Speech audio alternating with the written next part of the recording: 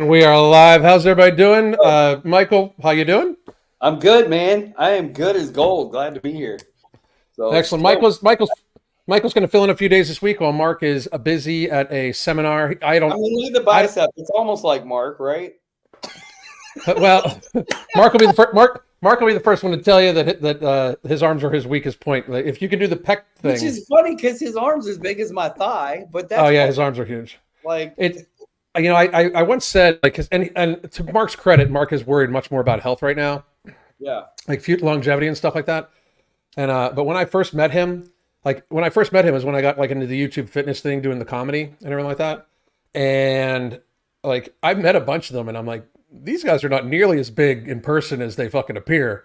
And then right. I met Mark, and I'm like, all right, and that's when we didn't even really like each other. Like when I first met him, Right. but I had to look at my wife and be like, he's way bigger than I fucking thought he was. And Well, like, it's really funny but because my dad was semi-pro, like yeah, played around in small competition stuff and did that stuff for years, and so he's not really super impressed by most people yeah, because he right, was. We're talking the '80s, man, like peak of the roid stage bodybuilding, hmm, you know. right, And it's really funny because he goes to the gym over there that Mark's got, and he works out over hmm, there, so he's usually there. Mark and Katie are there, and hmm, it never fails if my dad's in there when Mark's in there. And of course, yeah, Mark's a machine; he's a beast. I yeah, mean, and he was in there. One of the last times my dad was in there with Mark at the same time as chest day.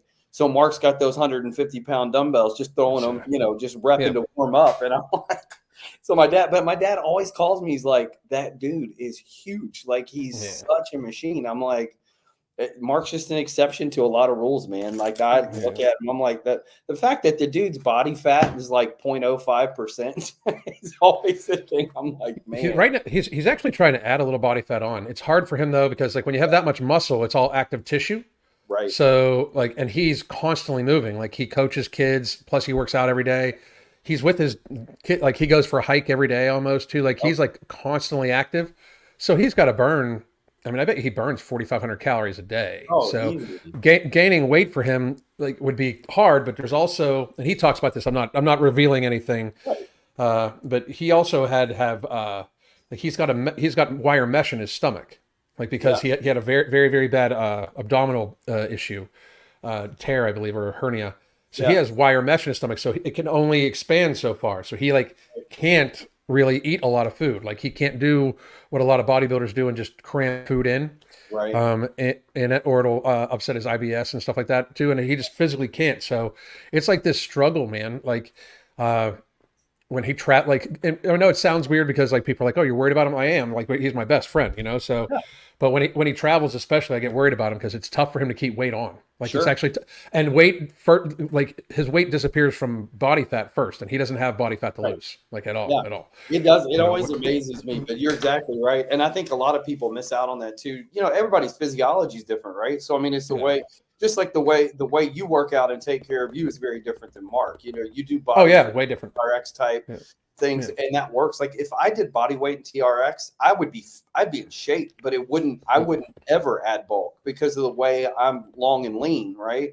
yeah, But because I'm long and lean, I can in some ways in some exercises, it's funny. I actually probably push some of the same weight. Now I can't push chest things the way Mark does, right. but like I could push some of the same weight, but I'll never appear the same. Your Yeah, bodies are different, and your leverages are built to deadlift basically, and so it's funny because you think about this, and this applies to everybody in life. You have to start figuring out what works for you, what doesn't work for you, mhm. how your body responds. I'm really good friends with a guy named Naveen Jain, billionaire guy that owns a company called Viome, where you literally send a stool sample and they kind of check your internal biome and help you Mhm. figure out foods that you should and shouldn't consume that your body processes differently.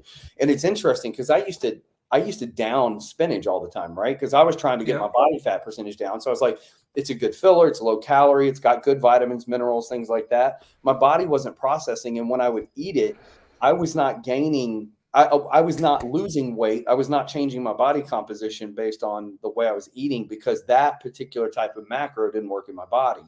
And when you look at the way different people are, like, what was the guy's name you guys just interviewed not too long ago that just won? Uh, competition. He's what, about 50 years old, but I mean, he's ripped, but I mean, he's on major TRT and all that Oh stuff. yeah. But you know, it's funny because when Mark asked him how you getting your carbs in every day, you know, like, is it rice or what? He's like, I'd have to eat like 80 bowls of rice. And of course I interpret that. I'm like, it's a bag of Skittles. It's a bag, you know, but it's funny because some people's bodies, depending on your composition, how you go about it, you can do that. You know, I know plenty of guys in the bodybuilding that they get done with a good workout, they're going to go put away a large pizza. You know, if I get done with the workout, I put away a large pizza, I'm going to put 10 pounds on and it's going to be all in my gut and it's going to not be the right kind of weight, you know. But so it is figuring out. Well, yeah, exactly. But I mean, it is figuring out. You're exactly right. Mark is an exception. And I think I have a lot of respect. I know I've heard you say it 1,000 times here for the reality that these guys who that's what they do and their life's dedicated to it. The hardest part to me is how you keep up with your diet. It's not going to the gym. It's not keeping up the training schedule. It's eating, either discipline not to eat the right things or putting in enough calories in the day to hit those goals is just, it's miraculous, man. It's definitely not like, it's not something. And of course, like every now and then, especially when I was losing the weight, I got a little delusional. Like, I'm losing 100 pounds. Like, maybe I'll step on the stage and compete. My wife was like, the fuck you will. But also, it's like, you know, I realize my lean is fat for bodybuilders. You know what I mean? Like, my lean's fat for bodybuilders. Like, I get down, like, I'm leaning out right now. So, like once or twice a year for pictures. Like, I literally lean out. Like, I keep myself what I call 2 weeks out. Like, I'm 2 weeks away from taking pictures, right? Right. But I lean out to slightly under 10%, like it's like 9.5 or something like that, and it's like I'm gonna die. Like for me, it's for me that's just so hard. But I will say this: I said at 18 to 20% most of the time. Then if for me to lean out to get under 10, I'd have to do like a 3-day water fast, honestly, to let my body go into like a heavy ketogenic burn. Because I just retain a certain level of it. It just is what it is. I just cut all carbs and then I go to leaner cuts of beef. Yep. I go to 93.7 ground meat and stuff like that. Yeah. Strip steak instead of ribeyes. Right. But I still and once I get lean, I can stay there for a little bit because I just start eating a bunch of fat again. Sure. I am very like carbs to me are like, if they're not vegetable carbs, especially not vegetable carbs, they're just like, they're for pleasure only. Right. If I have a goal in mind to lean out, I'm able to do it. But it's it's a very interesting world, especially with the Make America Healthy Again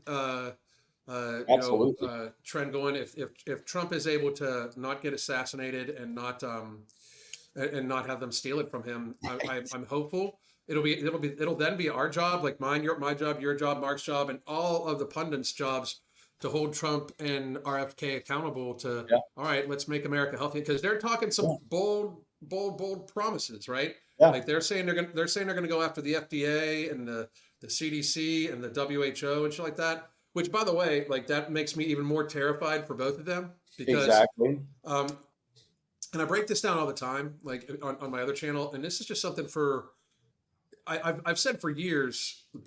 I got in such shit.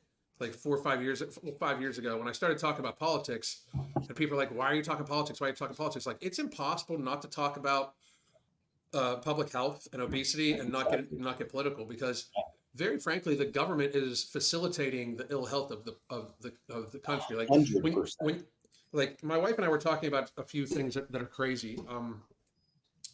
Adderall, right? Like I made a post today. Adderall is prescribed to something like, like 6 million children ages 3 to 17, like three years old. If you have your child on Adderall at 3 years old.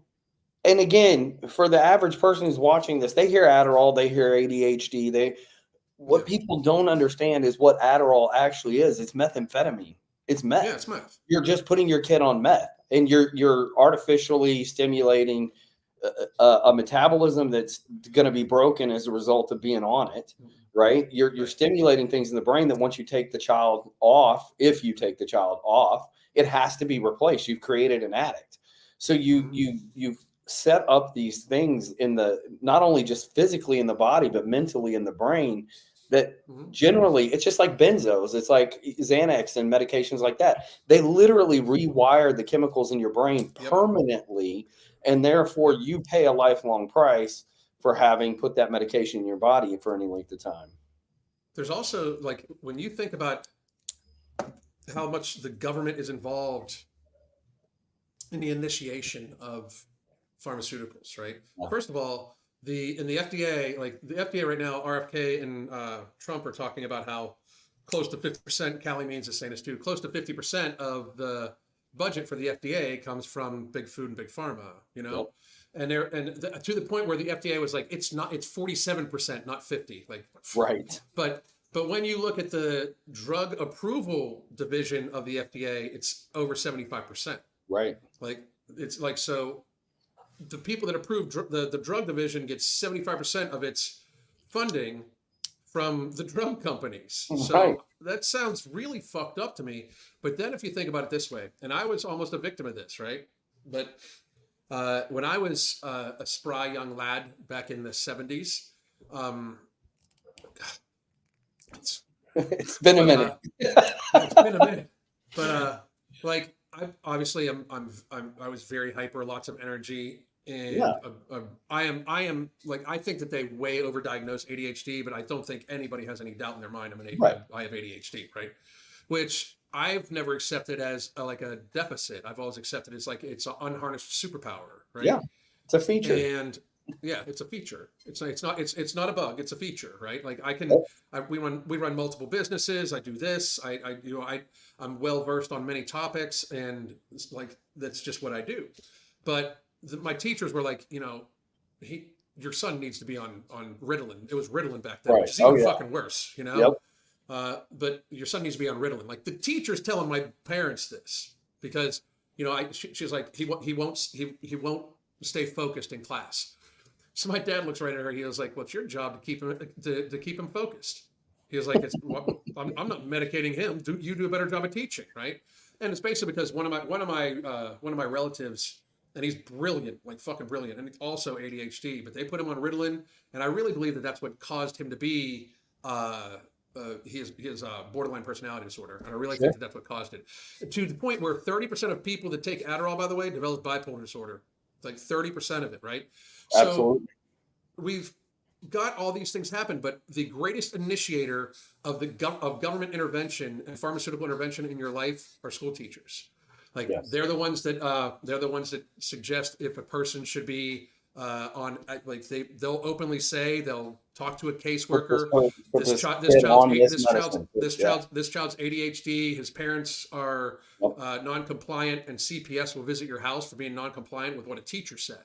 There's also nowadays they're the ones that are basically interjecting and saying like your child wants to be a trans, you have to fucking let him. Exactly. And when I say school teacher, when I say the education system, it's the Department of Education. Yeah. Okay, Yeah. so that's the government, and then we have the FDA that approves all the medications that you're giving to the kids and those sorts of things. It's amazing how we don't realize how big of an industry this is. Exactly. So it's the government that is fueling these. Well, these and people. the way it plays out, I mean, I'm sure people watching have got plenty of examples. A couple weeks ago, my uncle passed away. Sorry. And actually, and I say he passed away, he took his life. It's a really tragic reality. It's not surprising. He struggled with things his whole life. But he's one of those who had, he was actually like a year older than you. Because he and I were real close. I grew up with him. He was the baby, later in life, and then I was the first grandkid. So I was the annoying little sibling he never had growing up. But anyway, he basically had been on every medication you could think of, right? But what's interesting is as we've cleaned out his belongings, and my mother, my father, and I it kind of handled that. And one of the things that he was helping be a caretaker for my grandmother, and she just passed away. So there's all these things, but we're going through and removing things. And one of the biggest things, literally, just 5 days ago, my mom we finished, and she handed it to me because I've got a police officer friend who came to take all of it, but all the medications that were in the house. Yeah. It was a really revealing thing to go through and sort through, because I had to figure out, are the opioids and stimulants and pain medications and all these different things to kind of figure out what was just a supplement could be tossed away, what needed to be properly disposed of. And my cousin, my uncle's son, has always struggled with things, but it was really interesting because he had prescriptions. He was a kind of a hoarder. So there were prescriptions that dated back 10 or 15 years. Okay. So I'm looking at this and I can see that at probably the age of 6, 7, my cousin got put on Ritalin, and then it went to Adderall. Then it went to, I can't remember the name of it, but it's just straight meth. It's literally straight meth. It's like microdosing meth.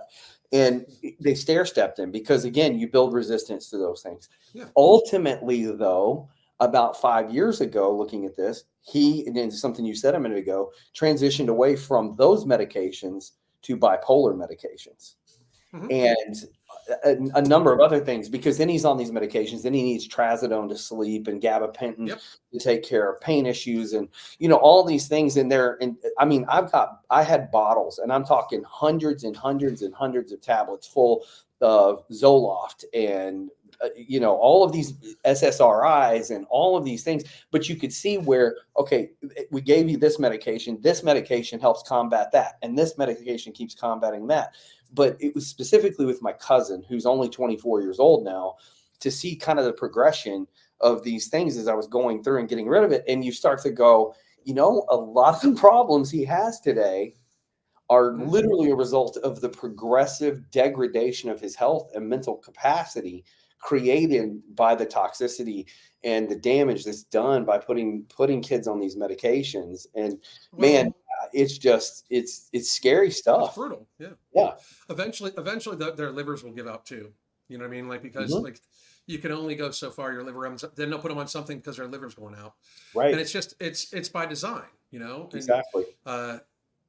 So what Trump and RFK are talking about, like, people don't seem to grasp. If they're able to accomplish even like half of what they want to, it could cost the healthcare industrial complex trillions of dollars a year in revenue. Yeah. If people don't think that, like, these very evil entities, like, you wonder why there's like, it's just like the massive dead-on push against RFK. Like, if RFK would have been embraced by the Democrats, Trump would stand no fucking completely chance. Agree. He would stand no fucking chance against because if he'd have played the game, you're talking. I mean, the Camelot. The reality of the very reason they got rid of his dad and his uncle is exactly. They looked to the part, but they showed up and went, we're not playing the game this way. We're not playing chess the way you play chess. Exactly. Exactly. And I've always said, I still say this to this day, I don't know how RFK is still walking. I'm still breathing. And I don't know if there's some agreement with the family to protect, because he's been so anti-pharma, anti-establishment to a point. I mean, there's things, obviously, his green initiatives and stuff. I'm like, whatever. But you're not going to agree with everybody. I'm waiting for him to evolve.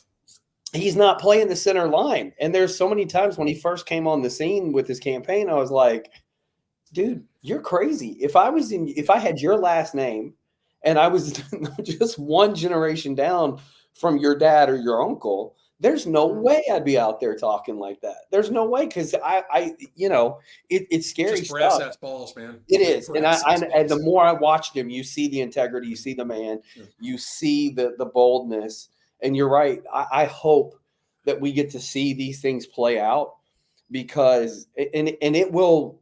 Fundamentally, you're right. Even if they got 25% of these initiatives done, it's trillions of dollars. Right. It's not just the trillions of dollars. It's where that outflow affects, the ripple effect, because we know that those pharma companies, not only are they padding the pockets of the politicians and pushing these bills through, and that's where we get these pork bills with all that stuffed in spending and crazy stuff, and they attach all the things to it. But it's the establishment media, it's mainstream media, because they're funding the news sources, because they're the number one ad buyers. And when you remove that income and you remove that ripple effect starts to impact, all of a sudden we might actually have some things like, integrity return to journalism in some level. And, it could be, I mean, they're pipe dreams, right? But the truth is it's a domino effect. And if you're effective at it, but the better part obviously will be at some point to accomplish those things, you have to take, like you said, that teacher out of the mix who's now able to make one call to a guidance counselor and basically flip a switch that says, if this parent doesn't follow my directive for their child, then I can take their child. And the destruction of the family unit, that, I mean, again, it's so many of these deep level things that we don't really unpack to say, you know, you literally have to slowly unravel these things to realize at the core of this, the money is driving the idea that they're taking away your freedom, they're taking away your health, they're taking away your family, they're taking away your future, and they're making you a slave dependent to the system. You might as well be hooked up to the IV and be pumped full of shit all day long. Well, the crazy portion about all this shit, dude, is that like they're just openly doing it. Like they're like in our faces about it, right? Like SSRIs. Like the latest data about SSRIs shows they don't help with depression at all. They don't help anything better than placebo. They didn't even pause. Like they weren't even like, oh, we'll wait and see what happens. No, they just kept fucking pushing it out. Like, you know? Okay, well, like, here's a new one. Try this one. Yeah. There's an article the other day from the health experts from Cambridge University, which, by the way, just because you're a doctor does not mean you're a health expert. And I am going to start pushing this. Doctors are not qualified to be prescribing half the shit they're prescribing. If you don't understand what causes something, you are not qualified to prescribe the cure for it or the treatment for it. Like almost no doctor is actually like the training a doctor gets does not make them qualified, if you would look at it, to prescribe anything for any metabolic disorder. Right. Because they don't actually like teach them about how to like do it healthily. I just really believe that. But right now, the experts from Cambridge are saying that they should prescribe statins to kids as young as 15 to slash heart attacks. I saw that. Of course, then I'm like, can we pause for a second and go, why do you need to give a 15-year-old statins? What is happening in that kid already, and what's being given to that child already, whether it's pharmaceuticals or chemically altered food sources that have destroyed the microbiome and at the mitochondrial level of the cell that is rewiring and rebuilding, or destroying, really, not rebuilding, but destroying our bodies to a level that you need medications to function at age 15. Right. Come on. It's insane. Oh, now, just so everybody understands, you can feel free to do your own research and all like that, but I'm about to show a video about this topic. Let's go. Relationship between cholesterol and heart disease. Let me say it again. There's no relationship between cholesterol and heart disease. There was a Russian doctor, his name is Ufi Ravanskov. He did a meta-analysis of all of the research ever published on heart disease anywhere in the world and looked at all of it. And when you objectively look, without any pharmaceutical funding, when you objectively look at the data, the fact of the matter is there is no relationship between cholesterol and heart disease. It is not cholesterol. It is not the presence of cholesterol in the body that causes cholesterol to accumulate in the arteries. Cholesterol is not the culprit. It's inflammation of the artery, which causes the body to lay down cholesterol as a bandage. This is our point of view. But if you drive cholesterol into the ditch with statin drugs, fat-free diets, and exercise, guess what happens? Your brain dries up, you get Alzheimer's, your sex hormones dry up. If you're a man, you get erectile dysfunction. If you're a woman, you get hot flushes for 5 years instead of 5 months like your grandparents. There are only 2 prescription medications which I unequivocally across the board recommend all of my patients to stop taking immediately. Just flush them down the toilet. Statin drugs and any type of proton pump inhibitor or heartburn medicine, because these things will kill you. 100%. So basically, you know, and here's my thing. Say he's wrong, right? Shouldn't we check? Like, shouldn't there be robust debate about this? Right. But statins are $55 billion a year. Right. So, I mean, that's why there's not robust debate about whether it should be. Well, and again, you got to couple that with something he said and talking about the inflammation component of this thing, right? So, and really, it just comes to refined sugar that's in every damn thing, whether it's corn syrup, actual cane sugar that's been refined, you know, but the alcohol people consume, you know, you go through all of those things. That's the other thing. It's funny to me. I just had this discussion with my kids. It was explaining, you understand what alcohol is, right? And they're like, yeah, it's like fermented. I was like, it's sugar. It's literally a dose of sugar at a level it alters you chemically to change your consciousness. Like it is not, it's in and of itself, what it originates as is not a toxin. It becomes a toxin to your body because it is fermented sugar that is condensed and concentrated so heavily in its own form that it screws up your body. But like when he talks about the inflammation, it's like if you remove those things, the cholesterol is good for you, but your body's not retaining that cholesterol. It's not retaining those lipids. It's not retaining those fats, except to lubricate joints, to to lubricate the brain, to the necessary functions. But I think he's exactly right. I don't think that he's wrong. But even if he's wrong, the removal of the things that are drying your body out still are not a negative. It's still not a negative. Well, the solution is very rarely more pills. Very rarely. It's very rarely more chemicals, I should say. Like if you have if you have a natural supplement and it helps you feel better, and that's the fucked up thing to me too. My wife and I talk about this all the time because we're in the supplement business, but all supplements are kind of based off of Ayurvedic medicine. And for those of you that don't know what that is, that's basically herbal medicine. It's basically naturopathy. So up until about 100 years ago, like medicine was like teas, elixirs, tinctures, like those sorts of things, right? Exactly. Now it's like, most pharmaceuticals are made from plasma, which, by the way, like whenever you guys go to donate blood, you know that they sell your blood to the pharmaceutical companies, right? Like they pay you like it's amazing how people don't figure this out. Like they pay people $20 for their plasma, but they sell that plasma for like $500 a fucking unit to the pharmaceutical companies. Yeah. Like just look into it. Like it's like nobody looks into any of this shit. Like, you think the Red Cross can afford to pay everybody $20 fucking dollars? It's insane, right? But it goes back to the abortion component, that all of those body parts and stem cells and all that stuff are turned around and marketed for further research and development. Absolutely. Now, segueing into one of the things we wanted to talk about, the Constitution is under attack. And by the way, I will argue that the health of the nation is also involved in the Constitution, yes. Especially when you look in the last 4.5 years, when it's like they said privacy. What privacy? Have you had this jab?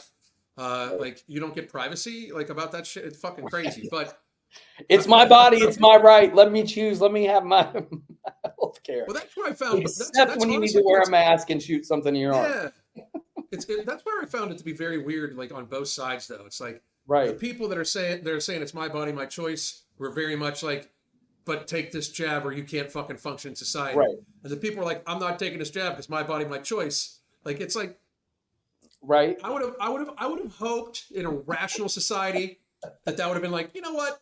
Maybe we can just like kind of like come to a middle ground somewhere and rational. But we're not. Yeah. We're just not a rational people right now, and that's because we have allowed so many crazy people not only to flourish, and we make crazy people famous. You know what I mean? Like, yeah. I mean, look at all these. Like, we make them famous, but also we just don't treat mental illness anymore. We just let these people roam the fuck around, and we've got a lot of people here from other countries illegally. But they're trying so hard to move away from calling them illegals.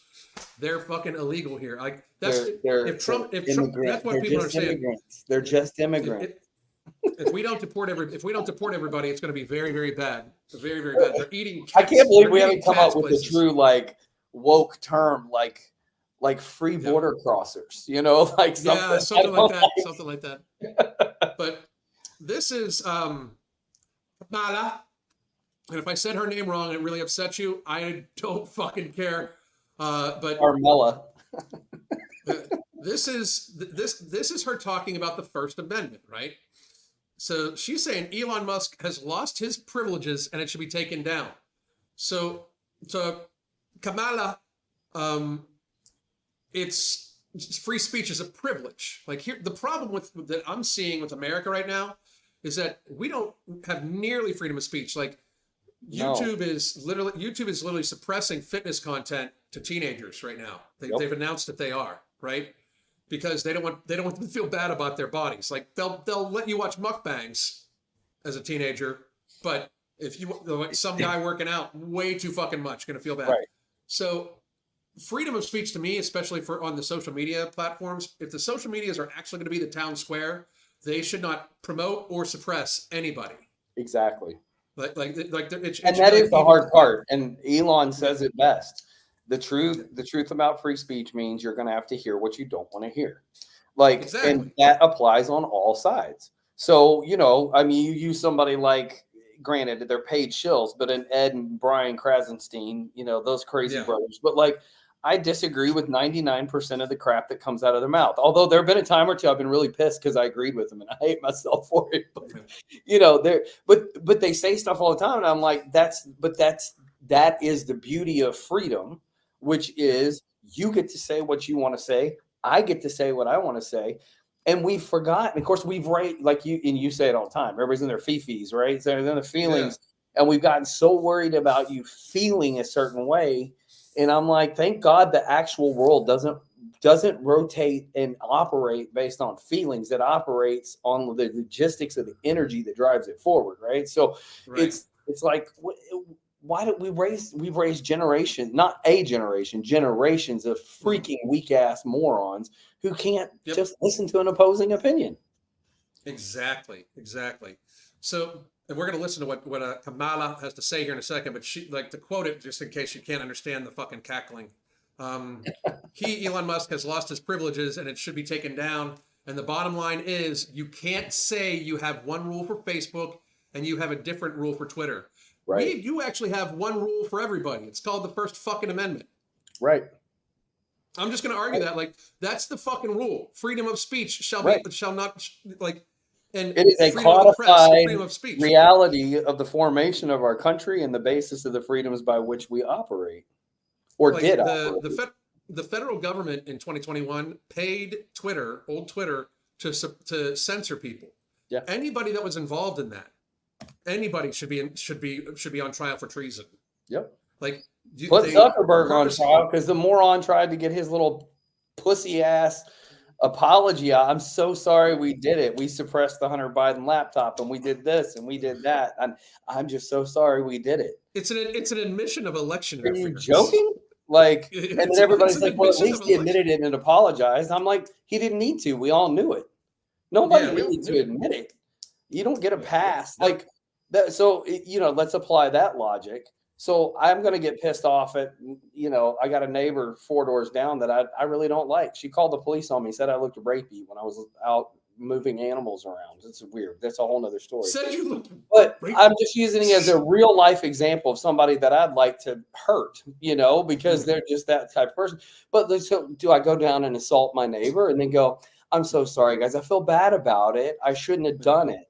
And now I'm absolved. Like, that's the logic behind oops, we censored free speech and inhibited freedom of movement and decision and interfered with an election in the United States of America. I'm sorry, though.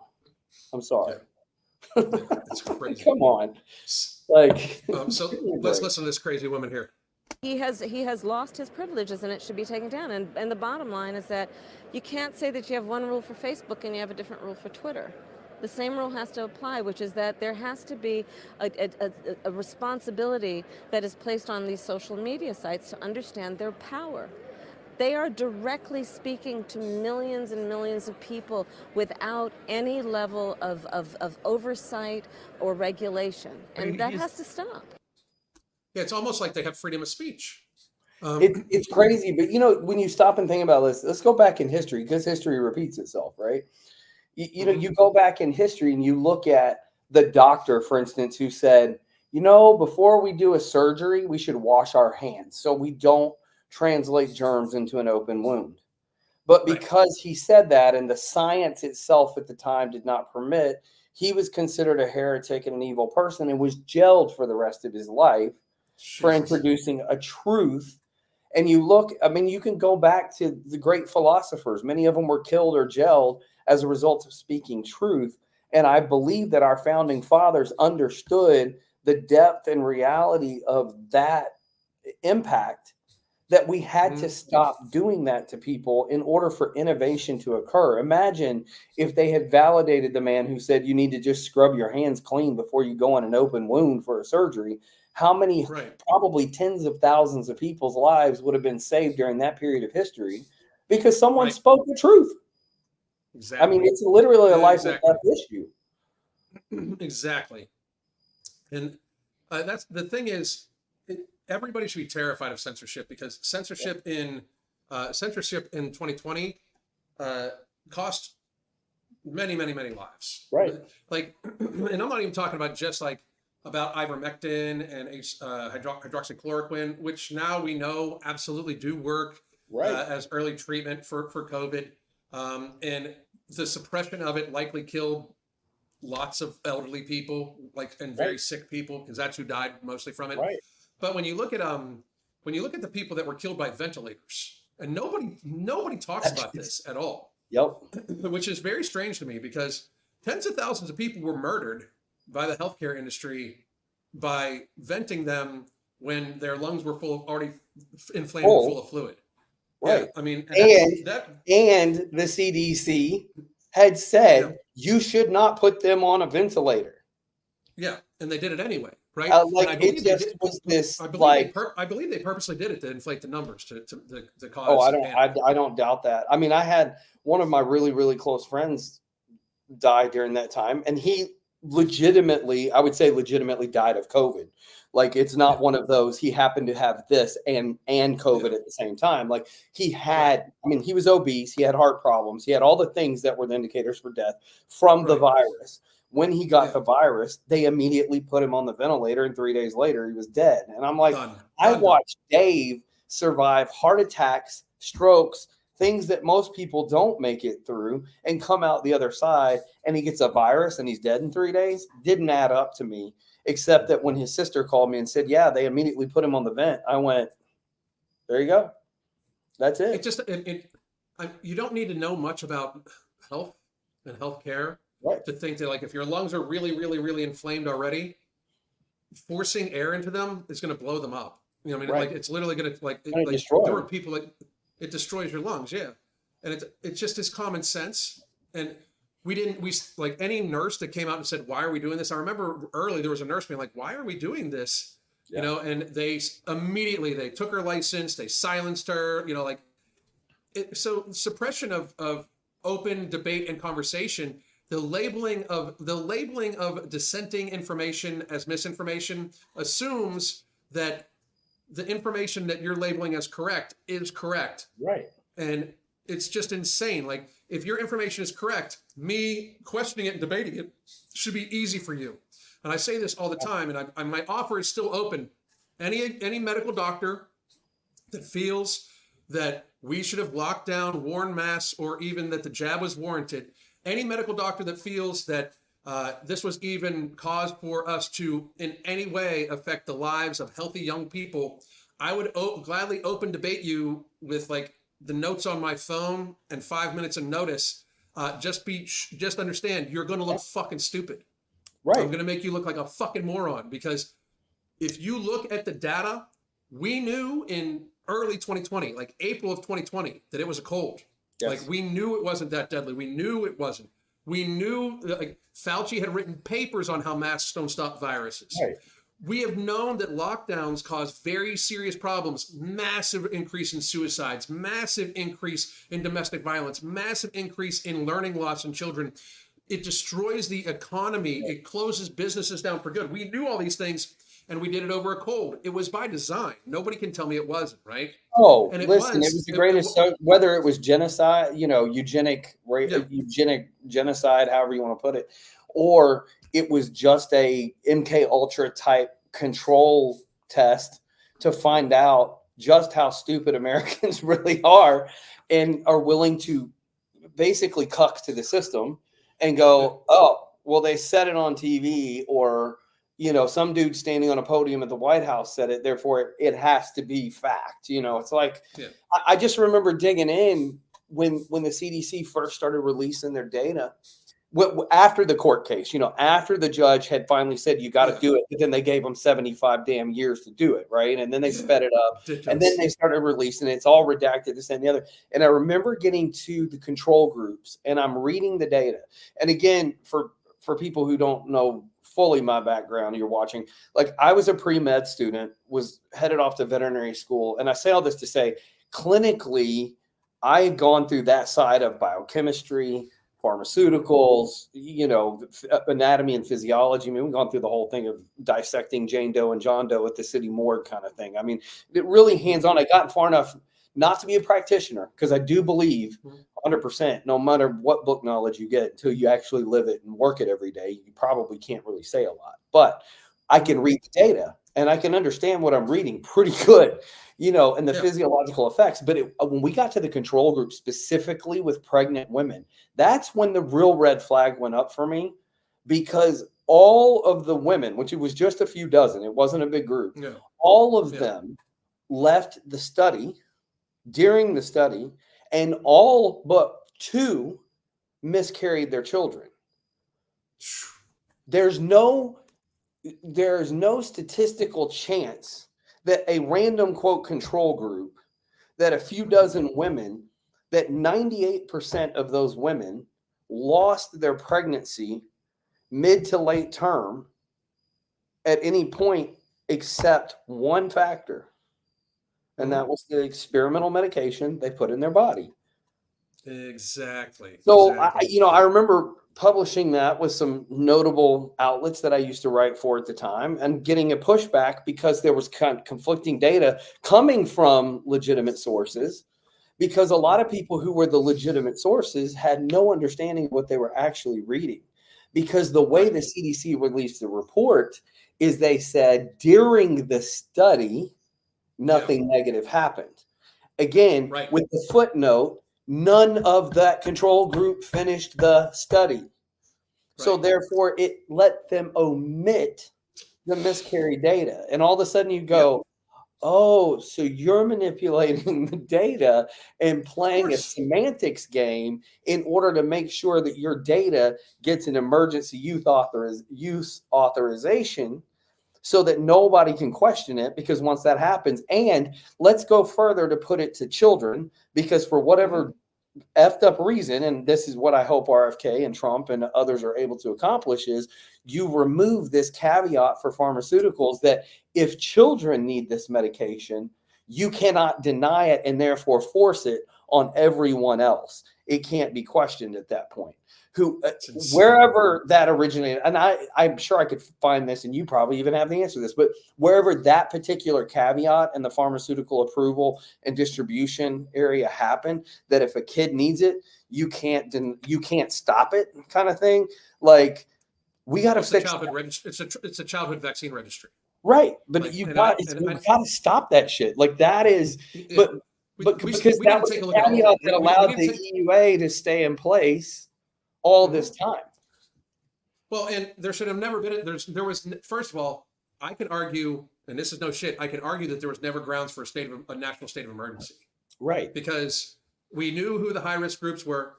We absolutely knew they were and the average age of the average age was over the age of life expectancy, with 4 serious comorbidities. So it's over the average age of life expectancy. Right. Like, that's not a Which state is of also emergency. not someone who is actively participating in the general community of society anyway. So even if you didn't isolate the at-risk group, you're still not putting everybody else at risk.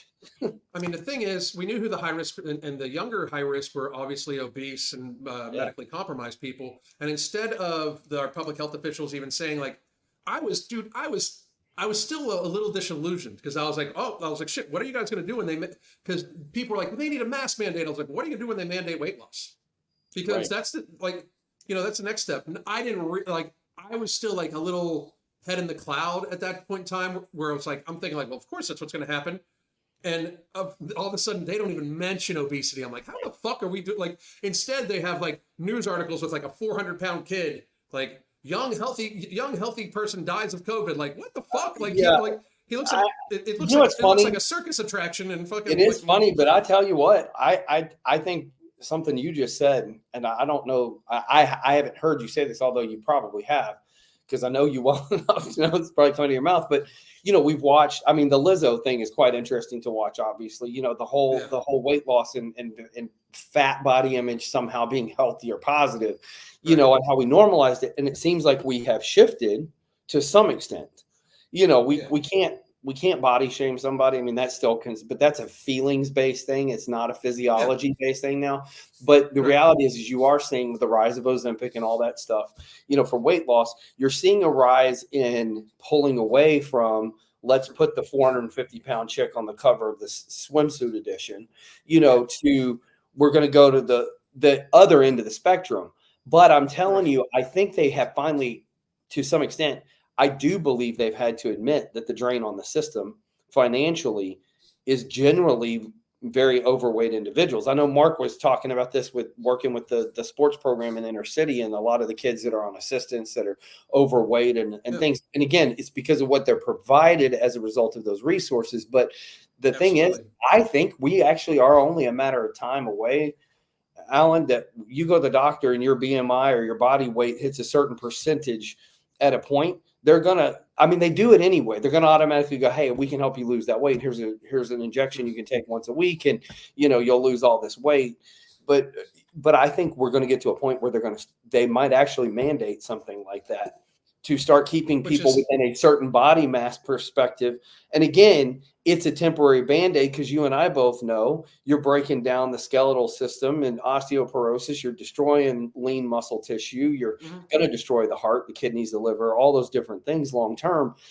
But I do think it's interesting because, like you said, at the core of this entire conversation of the pharmaceutical thing, nobody's really addressing the core issues and the reality that they've removed our ability to have a healthy life by overregulation. Right. Like the FDA saying Yeah. you can't have fresh meat off of the farm. It has to be processed a certain way. You can't have raw milk because we have to pasteurize it. You can't do this. You can't have raw honey. You can't do, and all the things that are untouched without chemical, because again, we've since the 50s and 60s, when the food pyramid hit, everything's been this push for manufactured, chemically altered, whether it's pharma or food or everything, and they're all symbiotically holding hands, because if they're going to fill us full of MSG, then they're going to have to put us on statins because we're going to have heart disease. I mean, it's like it's all these things that continue to work together to drive multi-trillion-dollar systems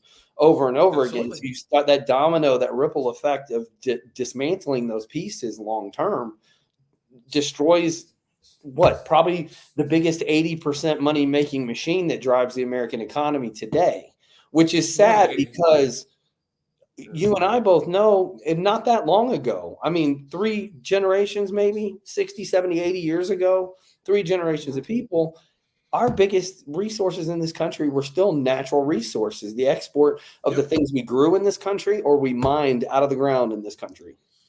Yep. Just real quick to your point, I have a way to make America healthier again without mandation, by the way. And people are not going to like this at all. So, but here's my thing. America was based on individual liberty, right? Right. So it is against individual liberty to have people who don't access the healthcare system pay more for their healthcare than what they use to subsidize somebody else who both does not watch out for their health and needs more healthcare. Right. Like if you openly do not try to adjust your lifestyle, I think that like we should give you 90 days to get your shit together. Like say you have to go on type 2 diabetes medication because you're 300 pounds. Right. If you want your insurance to keep paying for that, you need to be showing progressive weight loss to a healthier stage and trying to get off of it. And if you don't, after 90 days, all your diabetes treatments and meds, doctor's visits, everything like that should come out of your own pocket. Right. Yeah. And they shouldn't impact the healthcare the shared You burden know, healthcare you would system. think that it would be an interesting tactic, except they continue to destroy the economy, knowing full well that the individual who's not going to do it is not productive enough to make an income to pay for Right. that resource, right? But it's funny Well, because in other insurances, that's exactly the logic. surprised. I think people would be surprised at how quickly people would start trying to get healthy when they Of realize they course, can't afford to be sick. of course, You know, like of right course. now, people can afford to be Right. sick, right? They can afford to be sick because, like, they don't pay their share of the healthcare. We all pay it for them, right? Right. It's just getting to the point where our healthcare is so expensive because the vast majority of people, we're 90% metabolically unhealthy. Right. That's unsustainable. That's literally unsustainable. But I mean, and nobody likes to hear that, but I don't understand how we got to the point where a country that's based on individual liberty has such a large shared expenditure. It's like the shared expenditure just for lifestyle-driven comorbidities is over $3 trillion a year Right. that we all share it. That is bigger than the military budget. Right. It's it's insane, but it also got people back to 2020 and stuff like that, and what's going on now. So much has happened. It got Americans believing that their rights are privileges, just like Kamala Harris was just saying. They lost your privilege. That's exactly Here's it. what they're going to come to next. Just so everybody grasps, and because this is very important to understand. This is where we are at, right? This right here is where we are at. Should she also be, in your opinion, supporting a mandatory gun buyback program? Listen, we're not going to be able to get where we need to go without action in Congress. We've got to pass some laws to deal with this. Now, Real quick, all gun regulations, all gun laws are unconstitutional. Every last one of them. And I will state this right now. If Congress were to pass a law, a mandatory gun buyback, that's when we give them all of our firearms. That's right. Bullets first. Exactly. But this is what people don't. Okay, so even moving in before you play the rest of the clip, I still think it's mind blowing to me that even some of the strongest component or proponents of Second Amendment rights, 2A rights, don't even understand that the Second Amendment goes as far as to say armed more so than the government that represents you. The ability not to be over controlled by the government. But if you state the whole text, all of a sudden anybody representing government that's opposing the 2A is throwing themselves under a bus because they have to answer the fact that they are trying to vehemently go against. It's not just you shouldn't have an AR-15, you shouldn't have this. I should have any type of artillery in which case I can defend myself from my own government so that I maintain my liberties and freedoms. That's what the Second Amendment says. Absolutely. 100%. So I want to put an army tank with a warhead in my front yard. By the constitutional rights I have, not one person can tell me no. Right? Not one person. Here we go. We'll let this fucking horrible, fucking evil ass bitch keep talking. I was heartened by the fact that 2 years ago we finally did a gun safety law, the Safer Communities Act, and it was the first gun safety law we passed in 30 years. 30 years, and it was modest, but it did save lives. But clearly, in the wake of what. So, how did it save lives? I don't get it. It doesn't matter. This is it another doesn't thing. matter. This is another thing people don't seem to understand. I did the data on this shit, right? Like, we are so worried about the gun deaths in America. There's like 50 in 2021. There was 55,000, I believe, 52 or 55,000 gun deaths in America. All right. But 3/4 of them were self-inflicted, were they not? 54%. So we're self-inflicted. It worked out to about 23,000 gun deaths, including accidents, right? Including accidental gunshots, everything like that, right? Yeah. In the same year, 300,000 people died of obesity. Also, in the same year, 375,000 people died from medical error. Right. And if you remove, here's another one. If you remove LA, New York City, Chicago, Atlanta, and I believe Memphis from those statistics, it drops down like another 90%. Yep. It drops down to like 2,000, right? Yeah. And that's just fucking wild to think It, about, right? but again, So, it's the same logic that drives the LGBTQIA plus this, that, and the yeah, other insanity that lets us put tampons in a boy's bathroom and it's disgusting. men and women's sports. It's the same. You're pandering to the 0.001% exception to everything because you got to find some. And you know what's funny is you affect a change in an area like that, then you affect a larger percentage change to that community or that issue or that problem. Therefore, you get to turn around and inflate and say 90% of this or 80% of that was affected positively by this move, again, negating the greater facts involved. Yep. Again, it's like the COVID numbers, when they would release the COVID numbers, and then you go back, and I remember looking at New York City and going, holy shit, more people die of heart attacks in New York City than ever died of COVID. Or being stabbed in the subway. I mean, it's just, but we conveniently leave out the real numbers in order to play the game to the 0.001%, to play the great hero component, and people fall for it every time. They do. And it's just gotten to be like, again, it's nobody, people, this is why the Department of Education doesn't even really teach the Constitution, which is fucking sad. Right. It should, children should graduate high school being able to balance a checkbook, cook their own food. Right. They should know basic car maintenance. They should know how to, they should know good basic nutrition. And they should absolutely know about their fucking rights. That's right. And they just don't do it anymore, which is insane to me, because that's what ends us up here. The Constitution is absolutely under attack. And as a newsflash to everybody, it's both sides. Exactly. I think that's I think that Trump is better at it. It's a backstop, but sure. they still want the government to control a lot of shit. The government should control almost nothing of your life. They should know next to nothing about you. You have a right to privacy. They should know nothing about you at all. And I just think that we need to get back there very, very quickly. Well, and again, I think I said this a while back. The ultimate candidate for me one day, and honestly, I believe Vivek Ramaswamy is the closest thing I've seen. So I'm hoping he shows back up to run again after Trump. I think so.